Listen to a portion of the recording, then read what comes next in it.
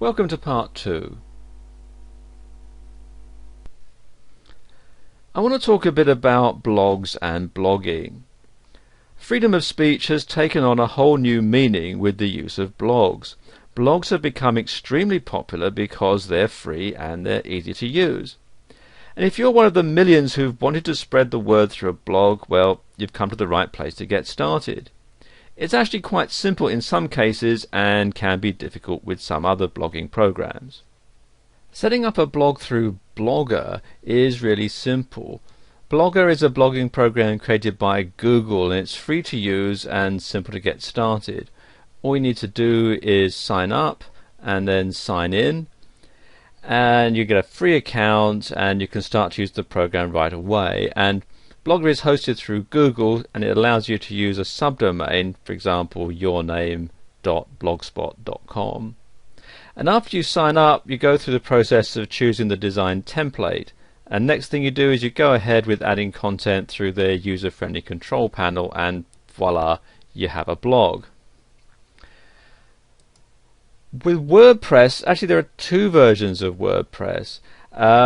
The first one here at wordpress.com actually isn't too much different than a regular blogging site, and the other one you'll find here at wordpress.org, which you download and host on your site. And it's quite a complicated process. What you have to do is download it, and then you open the file. You have to configure the MySQL databases on your server, upload it via an FTP server, and then set it all up on your site. If you have a hosting package that includes Fantastico, you can install it at a click of a button, but if you don't, then you have to install it manually, and it can be a bit difficult if you're not particularly technically minded. And then finally there's movable type here at movabletype.org. And again, it's similar to the downloadable version of WordPress. It's free to sign up, but you have to download it as a zip file, unzip it, and then FTP the files to your server and change all the permissions and so on. It does come with instructions as to how to do it, but again, like the downloadable version of WordPress, it can be a bit difficult if you're not technically minded. As I was saying earlier, many of the different hosting companies available offer a quick and easy installation process for adding a blog to your site. GoDaddy.com, for example, is a great hosting site that does this in less than 5 minutes with no configurations at your end. And this makes it amazingly easy to set up a blog for those who aren't particularly technical. And what you can simply do is search the web to see which blogging program you would like to use best, and then get started. Another great idea is to use a different template than the default, and there are lots available which you can get for free, or there's some you have to pay for. And if you go to Google and search free WordPress themes, for example, if you're installing WordPress, you're going to find a whole lot of different sites that offer free templates, free themes that you can start to use and make your blog look a bit different from all the rest. Managing a blog is more than just posting a few items and then that's it.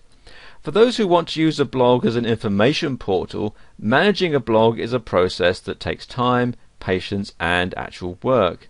And there are things that you'll need to do to get your blog on the map and maintain a constant and frequent visitor flow.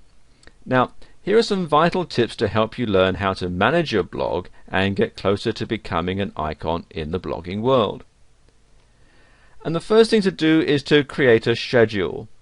In order to effectively manage your blog, you'll need to create a realistic schedule for the time you will apply to the process. It's extremely important that it's a truly realistic schedule so that you don't over or underestimate and lose faith in managing your blog. Try to start small and then gradually increase the amount of time that you'll put into managing your blog.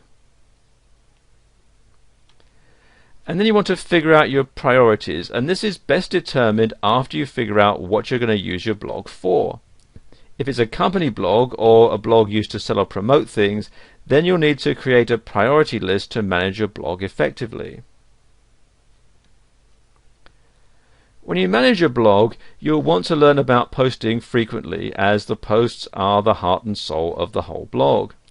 So try to post daily or every other day to ensure that your readers are getting the most up-to-date information possible. Readers visit certain blogs frequently because they're full of new and updated information, so try creating a list of topics to update frequently and then write about one each day. Some bloggers keep a notebook with them all the time because inspiration can hit at the strangest moments. Unfortunately, the blogging world has the same problems with spammers as any other part of the internet.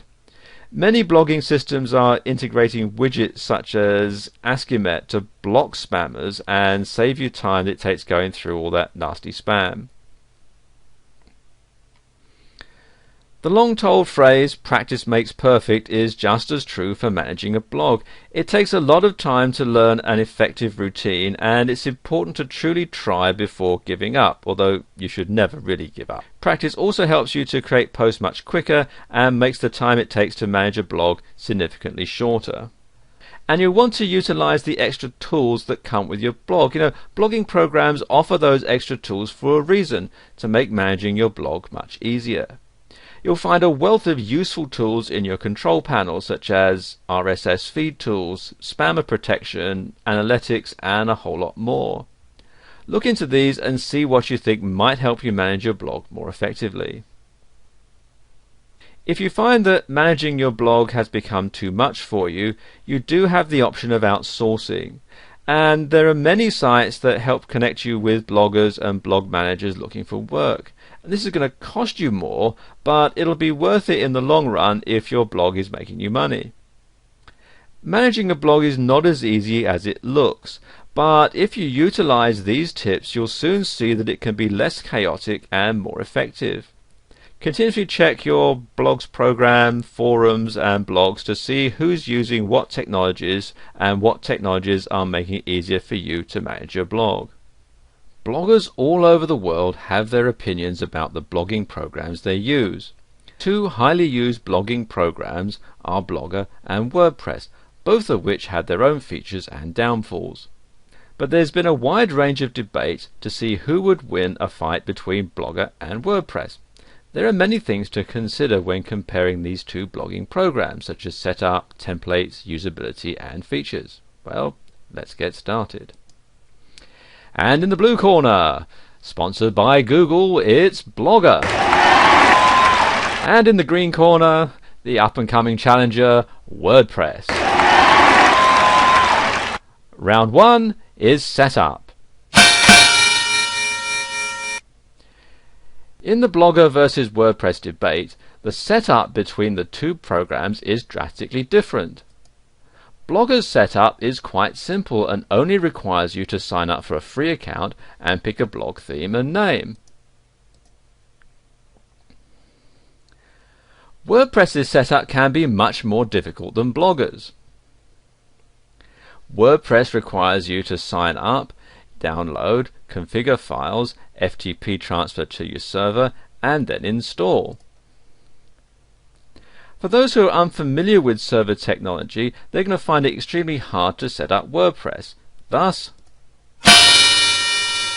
Blogger wins this round.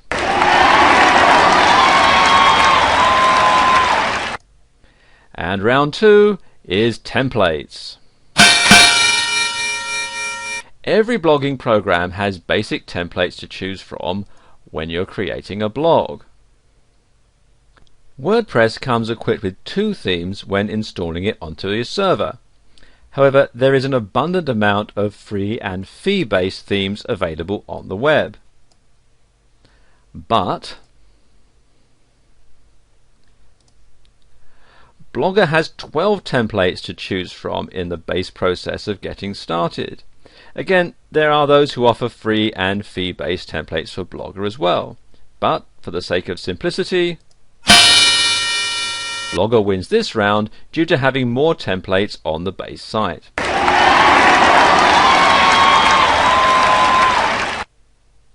Round 3 is usability. In the Blogger versus WordPress debate, the usability between the two is quite different. Many say that Blogger is better than WordPress when it comes to usability, and others say vice versa. So let's look at the basics. Blogger has 3 sections: postings, settings, and layouts. It's simple and effective, but a little difficult to understand and organize. WordPress has a uniquely integrated control panel that has a separate place for posting blog posts and web pages. There's also a place to edit, both for newbies and advanced webmasters. Not to mention its organization is simple and effective. Thus, WordPress wins this round. And round 4 is features. Both Blogger and WordPress have many options and extra features to choose from. Both of these programs offer widget and commenting capabilities. Blogger has the option to have multi-language blogs, multiple blogs on one account, and group blogging. However, WordPress has many features that are less limited than Blogger's, a favorite being the ability to archive and organize the way you want. It also has better text formatting options and accurate coding for a crisp, professional-looking blog. Let's face it, professional is always the best option, so WordPress wins this round.